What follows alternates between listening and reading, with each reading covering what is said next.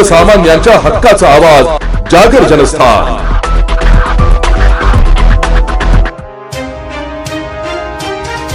धुळे जिल्हा परिषद अंतर्गत पंचायत समिती व ग्रामीण जीवन उन्नती अभियान उमेद तसेच मानवी विकास योजना 2022-23 अंतर्गत महिला बचत गटांच्या नावावर झालेल्या कोट्यवधी रुपयांच्या कथित आर्थिक गैरव्यवहार, निधीचा अपहार आणि महिलांच्या फसवणुकीविरोधात दक्ष पत्रकार संघ आणि पीडित महिलांच्या वतीने क्रांती दिनापासून बेमुदत बिऱ्हाड धरणे व भजने आंदोलन करण्यात आले।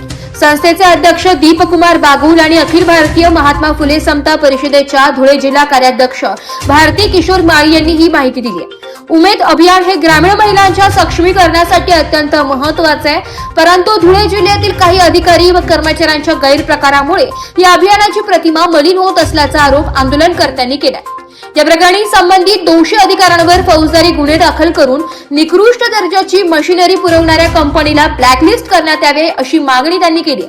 तसेच मानधन कपात, मशिनरी वाटपातील अनियमितता आणि तक्रारदार महिलांना दिल्या जाणाऱ्या धमक्यांची उच्चस्तरीय चौकशी करण्याची मागणी करण्यात आली। वारंवार लेखी तक्रारी करूनही प्रशासनाकडून कोणतीही ठोस कारवाई न झाल्याने अखेर न्यायासाठी हे बिऱ्हाड आंदोलन छेडण्यात आल्याचं आंदोलकांनी स्पष्ट केलंय।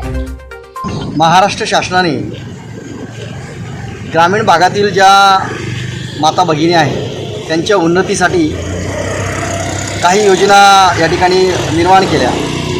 त्यामध्ये जिल्हा परिषद अंतर्गत आणि कलेक्टर ऑफिसच्या माध्यमातून उमेदच्या अनुषंगाने मानव विकास यंत्रणा ही एक योजना या ठिकाणी निर्माण केलेली होती आणि त्या योजनेमध्ये वन कॉन्ट्रिब्युशन 6,30,000 रुपयाचं मशीन देऊन महिलांचं त्या ठिकाणी उन्नती व्हायला पाहिजे अशा प्रकारची सरकारची ही योजना होती।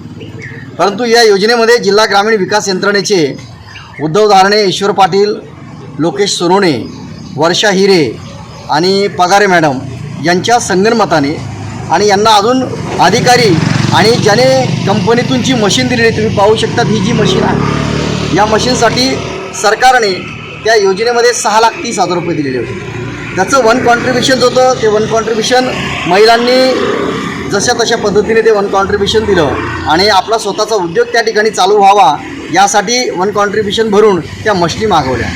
परंतु या मशिनी जर बाहेर आपण त्याची किंमत जर बघितली, आम्ही त्या ठिकाणी बऱ्याच मशिनींची किंमत बघितलेली, ती मशीन 1,20,000 रुपयाची यांनी खरेदी केली।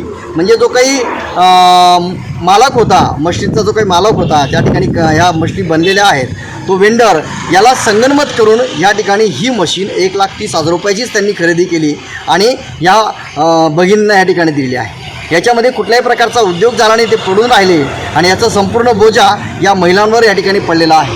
ही बाब ज्यावेळेस आमच्या निदर्शनामध्ये आली, निदर्शनामध्ये आल्यानंतर जवळजवळ 5 महिन्यापासून या गोष्टींचा पाठपुरावा करून संबंधितांवर गुन्हे दाखल करण्यासाठी आम्ही या ठिकाणी माननीय जिल्हाधिकारी असतील आणि मुख्यमंत्री, उपमुख्यमंत्री, त्याच पद्धतीने ग्रामीण विकास यंत्रणा, ग्रामीण विकास मंत्री यांच्यापर्यंत आम्ही तक्रारी दाखल केल्या। त्या तक्रारीच्या अनुषंगाने आम्हाला अजूनपर्यंत संबंधितांवर कुठल्याही प्रकारचे गुन्हे दाखल झालेले नाही। परंतु ज्यावेळेस यांना माहिती पडलं संबंधित जे भ्रष्टाचार करणारे अधिकारी आहेत, तर ते प्रत्येक गावाला जाऊन प्रत्येक महिलांना त्या ठिकाणी वेगवेगळ्या प्रकारच्या धमक्या देत आहेत, त्यांना वेगवेगळ्या प्रकारचा आमच्याबद्दल बदनामी करत आहेत। तर या अनुषंगाने आज आम्ही दक्ष पत्रकार संघाच्या माध्यमातून 9 तारखेपासून आज क्रांती दिवस आहे, क्रांती घडवण्याचा दिवस आहे, म्हणून आज आम्ही या ठिकाणी आंदोलन केलेलं आहे। ॲक्च्युली आंदोलनाची जी काही जागा आहे ती जेल रोडची जागा आहे, परंतु त्या ठिकाणी अनेक प्रकारचे त्या ठिकाणी अतिक्रमण झालेले आहेत। त्या ठिकाणी ती जागा नसल्यामुळे आम्ही माननीय पोलीस अधीक्षक आणि शहर पोलीस स्टेशनचे जे काही PI साहेब आहेत त्या ठिकाणी आम्ही त्यांना परवानगी मागितलेली होती। त्या परवानगीच्या अनुषंगाने या ठिकाणी स्वतः PI साहेब, बरेचसे कर्मचारी, त्याच पद्धतीने कलेक्टर साहेब या ठिकाणी कलेक्टर साहेबांचे जे काही PI आहेत त्यांनी आम्हाला सांगितलं की तुम्हाला न्याय मिळणार आहे, संबंधितांवर गुन्हे दाखल करणार आहोत, परंतु कलेक्टरच्या समोर ही जी जागा आहे इथे तुम्ही आंदोलनाला बसू नका, म्हणून आम्ही त्यांच्या शब्दाला मान देऊन या ठिकाणाहून आम्ही जेल रोडला जाणार आहोत आणि तिथून आमचं आंदोलन त्या ठिकाणी कायमस्वरूपी जोपर्यंत संबंधित अधिकाऱ्यांवर गुन्हे दाखल होत नाही तोपर्यंत आमचं आंदोलन चालू राहील। त्यांना जोपर्यंत सस्पेंड केला जात नाही आणि वेंडर ज्याच्याकडनं मशिनी आणलेल्या आहेत ती कंपनीचं ब्लॅकलिस्टेड जाऊन त्यांच्यावर गुन्हे दाखल होत नाही तोपर्यंत आमचं आंदोलन हे चालू राहील। जागर जनस्थानसाठी रूपक बिरारी, धुळे।